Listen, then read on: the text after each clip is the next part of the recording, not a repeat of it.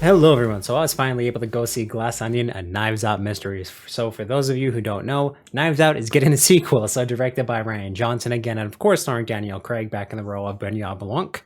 This movie is about 2 hours and 20 minutes long. It is going to go on Netflix on December 23rd, but it is airing in theaters I believe Tuesday, so this coming Tuesday, which is going to be the 29th, if I have my dates right in my head, of November, is going to be the last day you can see it in theaters. So I really was anticipating this movie. I really wanted to go see it in theaters. I didn't really want to wait any longer, even though it's going to come out on Netflix. I really wanted to go see it because of the all-star cast that it has in it. So of course, Daniel Craig is back, but you have Edward Norton, Kate Hudson, Dave Bautista, Catherine Hahn, Leslie Odom Jr., Jessica Henwick, so many people within this movie, and the list just kind of keeps going on and on and on. But very much anticipating this one, but now that I've seen it, let me, of course, get into my review for it. So this movie takes place, it seems like, at least, it doesn't outright say, but at least a few years after the events of the first Knives Out mystery, and really the only description that I'm going to give is the one that I see here. The general synopsis is that famed Southern detective Benoit Blanc travels to Greece for his latest new case. A little bit more on that is just there is a billionaire tycoon kind of tech mobile played by Edward Norton's character who invites all of his friends in a very lavish fashion to his private island for a murder mystery party, and of course they're trying to solve his murder. And those friends of course include, well, the people that I just named out, but Dave Bautista, Leslie Odom Jr., just basically all people who are extremely successful in their fields and have, again, very personal ties to Edward Norton's character. And of course, who else gets invited is Benoit Blanc in this murder mystery. So all of them, again, travel to the island, and the murder mystery progresses from there. So that's really all I'm going to give you. But the way that this movie progressed the case of this murder mystery, I found, was one of the most entertaining things of all time, both dealing with the present and going into the past to add so many more layers to, of course, just everything that unfolded within this movie, and just did it in such a cool and awesome way that had me hooked and glued onto the screen the entire time. It was very interesting. The whole time I was trying to figure out who, again, to just how events were going to play out, who done it in that sense. But this movie did an amazing case about, again, to flipping the case on you a lot of the times, and each time it flipped it, still giving every single character a motivation to have done what was, again, to unfolding on screen, what Benoit Blanc was trying to unfold. And just so many ways have subverted all of your thoughts to certain ways that, again, just kept you guessing. Or even in this case, I more or less had my theory right, but the entirety of the time, like, questioning, am I right? I don't know. There's so many ways that it could have gone, and everything could have been so plausible, but the way that they weaved it out, and again, so just did it, was so entertaining, so fun, made so much sense in a lot of ways. And again, too, it's just, I found the same thing in the first movie, where I'm not going to spoil that one here, but it was the same thing where I was able to, again, to more or less piece out what was going on, but not fully, again, have that mystery to the point where I was still very pleasantly surprised by the time everything unfolded and everything was explained. Again, everything was explained in the first film. Everything is explained in this film in a brilliant way. There's no loose ends that are, again, just left hanging there.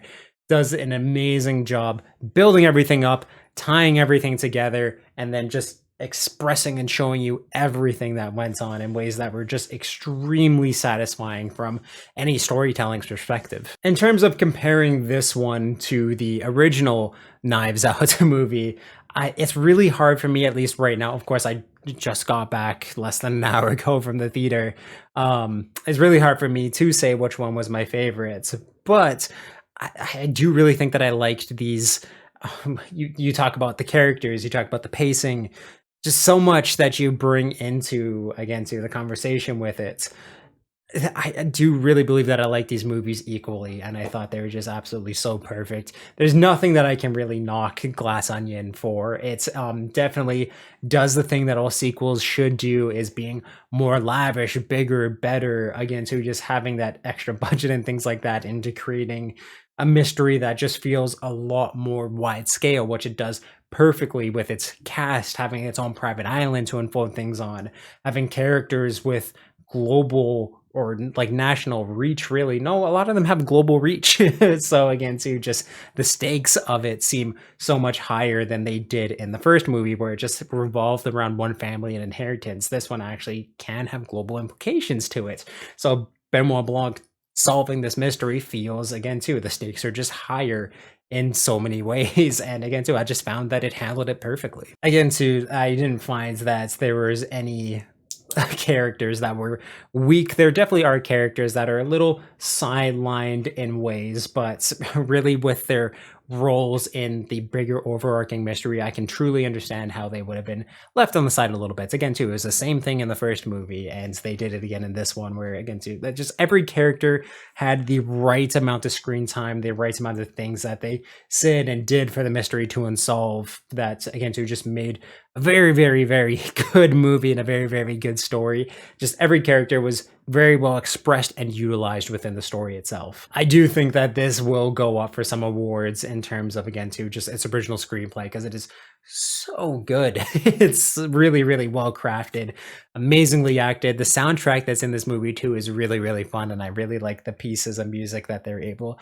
to put into it. I'm gonna have to look, but I'm pretty certain there was a song from Cowboy Bebop that they used in this, which I found very, very cool. But yeah, I'm gonna have to look into the soundtrack and see if that's the case it was. But yeah, the music, and again too, just the pacing and the ambiance that it created was very, very good for, again, to all the characters, the settings, everything that was put into this movie. I truly loved it, and kind of that's all that I can really say without getting to the spoilers of it. But again, too, I loved how this played out. I loved the ending, loved the pacing of it, and again, too, just loved how the mystery and everything just kept evolving throughout the entirety of the movie. So really, with everything taken together, I've given a few movies already this year this score, but Glass Onion and Knives Out Mystery is a 10 out of 10 for me. I found it absolutely perfect.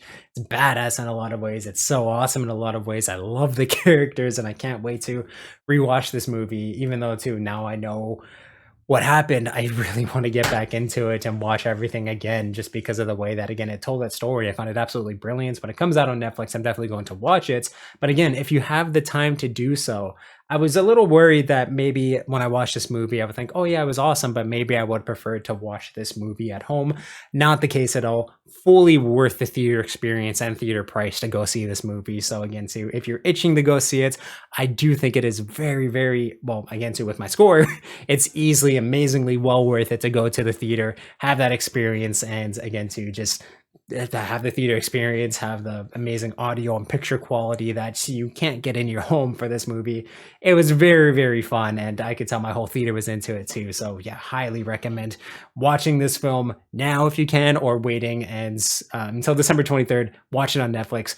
Super well worth it. You don't need to watch the first film to get this one, which I liked in a way. But yes, definitely give Glass Onion a watch. It was awesome. So if you've seen Glass Onion and Knives Out Mystery, please let me know what you thought about it in the comments down below. And of course, if you like this review, definitely give it a thumbs up, and you can check out everything I do on my channel. I'll link some playlists off top here for convenience sake. Thank you for subscribing and clicking that little ringer so you know when I upload new videos. If you want to check out the description of this video and my channel bio, there's a link to the Medium Mountain, which is my Discord, where we talk about movies, video games, comic books, TV, pretty much everything that's awesome in this world. So you can definitely join that amazing community, help make it even more amazing than it is already. And yeah, just awesome, guys. Sky blue eyes, I see a world behind them. No more time sinking into the side.